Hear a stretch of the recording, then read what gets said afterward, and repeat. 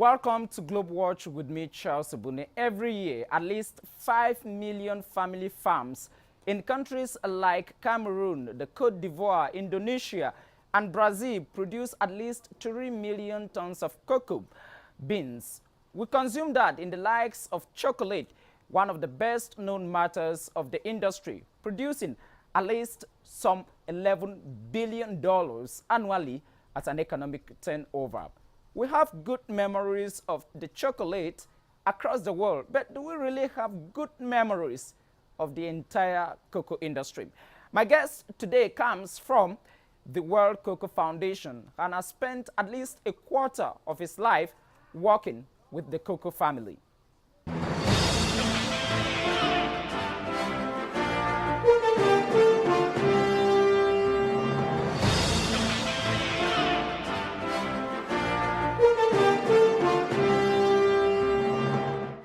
Hope Sona Ebai, welcome to GLOBEWATCH. Thank you very much. The anchor of GLOBEWATCH and the person in front of you was born in a cocoa farm in the heart of the cocoa season in the month of July 1986 in the southwest region of the country where you equally come from. Right. Tell me your early experiences with cocoa. Well, basically, my maternal grandfather was one of the biggest cocoa farmers in Cameroon, and we used to spend the long holidays visiting with him, and had the opportunity to run around cocoa farms and actually see what the operations were involved in cocoa production, from harvesting and when they bring the cocoa in to fermentation to drying. The drying oven still exists, and it was a lot of fun, but little did I know that someday I was going to end up in cocoa as such. Did that in any form later on in your life influence your choices of making a career in the cocoa industry? It's difficult to say yes, but here I am in the cocoa industry for about 30 years now. But one can say maybe it was in the genes. I'm an agricultural economist by training, so when I came back home, I got involved in... From Ohio State University. Right, I got... Around the world, over 5 million to 6 million cocoa farmers do exist, and 40 million to 50 million people totally depend on the cocoa industry. That provides about some $11 billion globally. That is the global economic value of the cocoa industry. Right. Does that really affect the ordinary man who is involved in that business? Well, yes, in a way, but I should say maybe disproportionately. If you look at the sub-region where we produce over 70% of the world's supply of cocoa beans. Especially in West Africa. In West Africa, yes. You're talking of Ghana and the Côte d'Ivoire. Côte d'Ivoire, yes. Cameroon, Nigeria. We're talking about each year about $11 billion that come in from the sales of cocoa. But then when you look at the whole industry, that's over $11 billion, you realize real quickly that the money is in the value addition as you go further down the chain. Further downstream. And you are talking of value addition. And let me just pick one industry involved here. Understand that there are about plus 100 companies involved in the cocoa chain. And one of such industries, which is of global concern, is the chocolate industry, which provides about $111 billion annually. That is where the value addition takes place, and that value addition is done in Western countries. Are African countries deprived of that value addition? Maybe, but you know, it requires considerable investments that the private sector in developing countries may not dispose of those kind of resources to have the industries. I say that because if you look now at processing, Côte d'Ivoire, for example, is #1 producer in the world, and is also #1 processor of beans in the world. But the investments in Côte d'Ivoire are not nationals, they are multinationals. So again, there's value addition, but then the value really adds where you have the consumption and you're producing the final product called chocolate or confectionery in general. You know? When you look at the way the cocoa industry is managed today, this is an affair that started from Latin America, because cocoa comes from the local Indian American language, which is Brahma, which simply means the food of the gods. Right.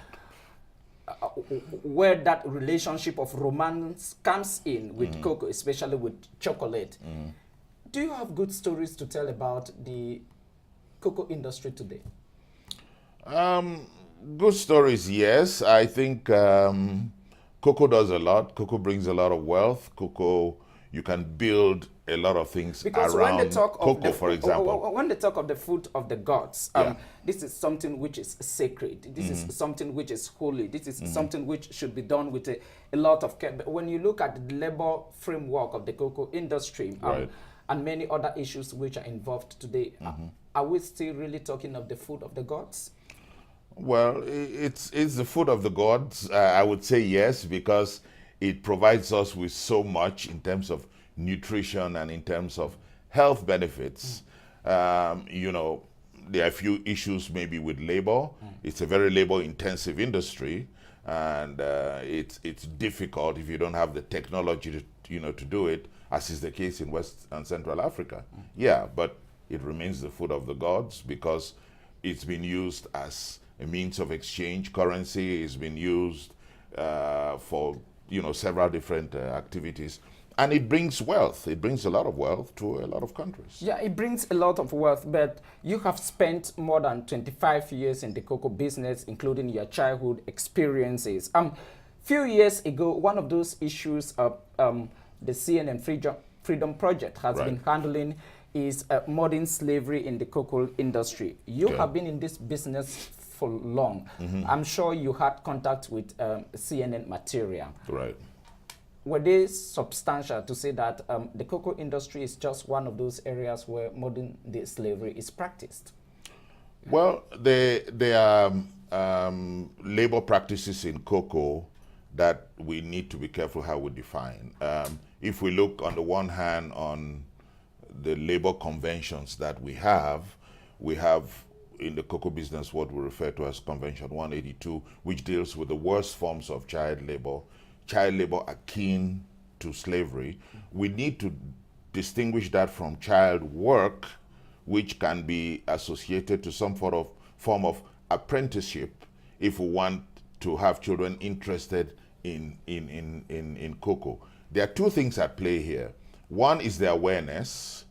A lot of parents hardly know that what the children are involved in the cocoa production chain is hazardous, and it should not keep them in any case from going to school. That's one of the difficulties, and we should be able to tell in the work that goes on a cocoa farm. Okay. Yeah. When you have a child of about 3 to 4 years, 5, 6, 7 kid involved in cocoa business, especially in the rural areas of West Africa and Central, the person talking to you used to carry some 50 kilograms of cocoa in a distance covering about some 50 kilometers to trek and in order to sell, to have fees to go to secondary school. When you have all of those issues put together, do you qualify that as modern day slavery, or you simply say these are children helping their parents, but the children in reality had no options? Are parents exploiting their children in the cocoa business, like the CNN report exposed the situation in the Côte d'Ivoire?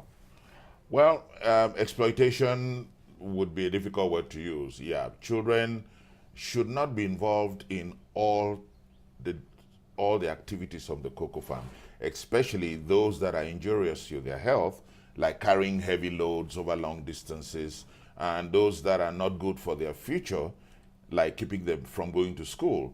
But there's the economic issues that either exacerbate the labor of children, or the number of children that parents have to compensate for the labor that they need. These are issues that we need to look at. So there's a lot of area we still need to work on in terms of awareness. I don't believe that there are parents who intentionally would harm their children by putting them into a certain number of activities on the cocoa farm, but some of them do that for economic reasons. Some of them do that because the higher you go in productivity on the cocoa farm, the more labor you need, and paid labor gets expensive at a subsistence level. Okay. The FIFA of the cocoa industry is simply the World Cocoa Foundation. Right. You have been existing for the past 15 years now, Right, created in 2000. Right. What actually are you doing to handle all these issues in the cocoa industry? What is your mission?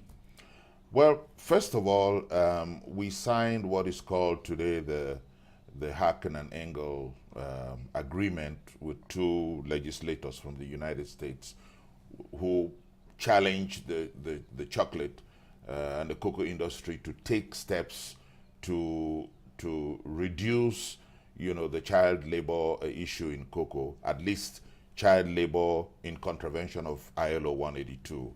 So the World Cocoa Foundation participated in the creation of what they call the International Cocoa Initiative, which does work to identify cases of child labor and take remedial action. The World Cocoa Foundation is involved in a new strategy called Cocoa Action, in which we have two main axes. The first axis is productivity, which includes good agricultural practices, availability of planting material and inputs. We feel this would raise the family incomes to a level that if they need to, they can hire labor and they can improve their resilience because they have additional income. On the other side, we have an axis which is called community development. Community development involves education, involves promoting and empowering women and encouraging young people. It involves building classrooms that the World Cocoa Foundation's members do, and other institutional facilities. Kind of corporate responsibilities wherever you are found. Yes, but beyond corporate responsibility, because now it goes into sustainability. You see, no matter what technology you bring to cocoa, if you cannot keep people in the rural area with the type of community development and facilities that they need, they won't be there. Okay. So the whole system cannot be sustainable. One of your selling benchmarks is ensuring that there is an improvement in the quality of life in the cocoa industry, that communities are doing healthy, thriving cocoa industry. Right. And for the past years, you have had statistics which range from plus 540 farmers reached, plus 1 million farmers completed training through World Cocoa Foundation Livelihoods program, plus 100,000 additional farm households to be reached through the World Cocoa Initiative, and plus 600 farmers, local individuals in Vietnam in particular, trained, and you have plus 90 companies involved. How do you come with all these statistics at the end of the day? First of all, one of our strongest points is building public-private partnerships. And we align activities that companies have. Different companies have activities in the cocoa communities they deal with. Secondly, we align activities with what the governments are doing so that we fill the gaps, we support them. But what is crucial is that we have developed a dashboard of key performance indicators that we measure, so that you're not only putting money in, but you're measuring the outcomes, the outputs of the investments. For example, how do you calculate productivity?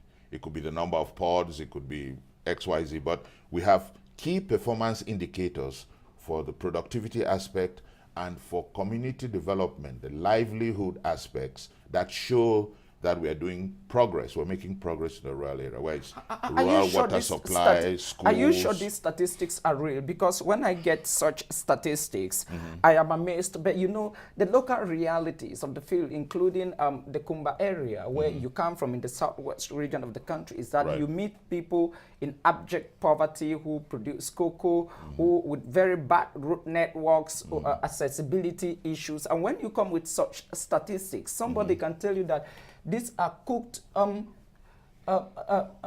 figures. Well, the reality on the field is contradictory to what I just read. Right. There are a lot of problems, developmental issues. How do you counter-check that? Well, we have projects and programs that have targets, and we meet those targets. We review those targets with the governments. But the private companies, multinational or whatever, cannot be substituted for for governments. A chocolate manufacturer can contribute to building a few classrooms or maybe a medical center, but cannot get into road construction, you see. So whatever the interventions, the problems of rural development cannot be solved in a twinkle of an eye. They're going to take collaboration, they're going to take investments by the government. So you cannot substitute that. There are so many issues involved. Let me just talk one of those issues that a majority of the cocoa farmers across the world would like to know. Right. Let's talk pricing. Right. One of the key problems facing the cocoa industry is that we are unable to come to a consensus price. There is production. People complain that the prices of the cocoa are very difficult to know the official prices. And even when you know them, they are very mobile. They are not stable. Right. What are the dynamics involved in all of that? Simply demand and supply.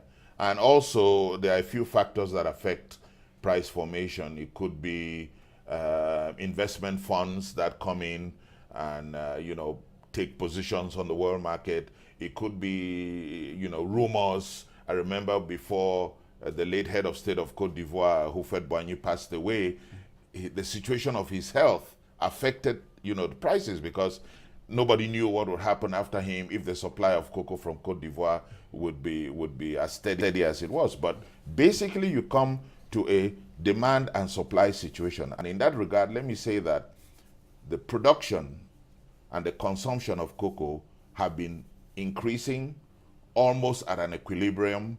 And my fear today is that we may not have a good enough supply to meet the increasing demand in the world. That's why cocoa prices have been so strong for the past 3 to 4 years. What needs to be done at that level? What needs to be done is we cannot continue to do extensive cocoa production where we cut up new forests. We need to improve the productivity on the same surface area of land that we grow. There are technologies that are involved, like grafting, that can help us to increase our productivity. But if you look at the cocoa sector in Cameroon or in West Africa, the most sophisticated equipment you have on the farm is the cutlass. That cannot be it cannot be that way for 100 years of doing cocoa in the sub-region. No technology. So our technical institutes, our polytechnic universities have to develop innovations that come into the cocoa sector to make the work a little bit more laborious. Okay, you were talking of investment. Let me just give you some statistics. In 2009, 2010 alone, the cocoa industry and all those involved in it spent some $40 million on projects to improve quality, especially in West Africa. Right. And millions of people were directly affected, just like others were indirectly concerned by that. But the problem of African cocoa at the world market is that of quality. Right. Why is it that plus a century after the introduction of the cocoa business in Africa, we still talk of problems of quality? Where are the fault lines? The sector undergoes a lot of changes. The first one we had that you would remember is the liberalization of the cocoa sector, where the state organs like the National Cocoa and coffee boards were vanished overnight. So there were no structures in place for a few years to stabilize quality. You're talking about cocoa, you're talking about a food crop, you're talking about a crop that has to fit into a specific recipe. So if the quality is not there, then somebody has to do some additional work to actually improve that quality to make it a consumable. So and technology changes. What we know today as safe, tomorrow maybe technology will come out and we can detect a certain level of impurities that may not be good for our health. A cocoa pot contains about 20 to 50 seeds. Right. Inside, we are talking about problems of marketing. We are talking about problems of of processing, we are talking about problems of production, we are talking about problems of transportation. Right. I just wonder what could be the best cocoa practices in the 21st century. Well, first thing, the best practice starts with selecting a piece of land that is good for cocoa, right? It's natural, it's got nutrients. The second thing is having the right type of planting material that is early producing, that is resistant to pests and diseases. Because as much as humans love chocolate, insects and other pests love the cocoa pod. So we need to get good planting material, and we need to provide the services that are needed for that cocoa tree to produce and arrive at the market at a certain quality. Services like, when do you spray the cocoa farm, what kind of chemicals do you use. So these are the number of things that one needs, we call good agricultural practices. You have had more than 25 years of experience in the cocoa industry, and the ordinary man accuses the bourgeoisie cocoa people, including you, that you enjoy the benefits. I began by telling you the story of how romantic cocoa is in the Latin American mythology. Right. Good. Maybe that is why when most men in African or even European context, they will tell you that the best gift you can give a woman is a chocolate. Correct. I don't know how that really works well. Why some of you of the upper class decided to hijack the cocoa business at the expense of the ordinary farmer? Well, the cocoa value chain has different responsibilities that have different players. Sometimes people are misled to thinking that a farmer can become an exporter. What is your shirt number in the cocoa match? Well, I'm a number 10 because I would like to think that I bring innovation and we tackle problems. We need to improve livelihood. I mean, we come from a rural sector that, you cannot be consciously working for cocoa if you cannot make a contribution. And after 25 plus years in cocoa, I still get up every morning excited to go there and bring a contribution to the cocoa sector, whether it is in building capacity for research centers or for training farmers, generally to help, their livelihood. An interesting project that we're doing now, the World Cocoa Foundation, together with the Bill and Melinda Gates Foundation, is that we are encouraging the chocolate manufacturers to diversify products that are made on the cocoa farm. And we have selected 2 crops, cassava and plantains. So it would help farmers get good planting material for cassava and plantains. That way we can increase the income basket and improve, their livelihoods. Also, we're working with the USAID under the Feed the Future program. And with the U.S. Department of Agriculture. Right. The U.S. Agency for International Development. Yeah. And we feel that, if we can increase the income of farmers, we give them access to food, purchasing, and then the resilience of the family can be enhanced. Finally, you were for over 7 years heading Cameroon's cocoa agency, the National CAMEROONIAN, but something of that nature. For over 11 years, you were at the International Cocoa Organization and Secretary General of that business. Now you have been working with the World Cocoa Foundation. You have been at the highest level of the decision-making process in the cocoa industry. Tell me one decision which you took, which today you know that it is a bad decision you took for the cocoa industry. Well, I cannot think of any, really. On the contrary, there are several decisions that I think, were possible. So you have no regrets insofar as your life is concerned with the cocoa business? Not really, no. Okay. No. Okay. No. Hope Sona Ebai from the World Cocoa Foundation, I'm afraid we have to end here. Thank you very much indeed for being guest on GlobeWatch. My pleasure. Thank you very much. You're welcome. Thank you, Charles. Thanks.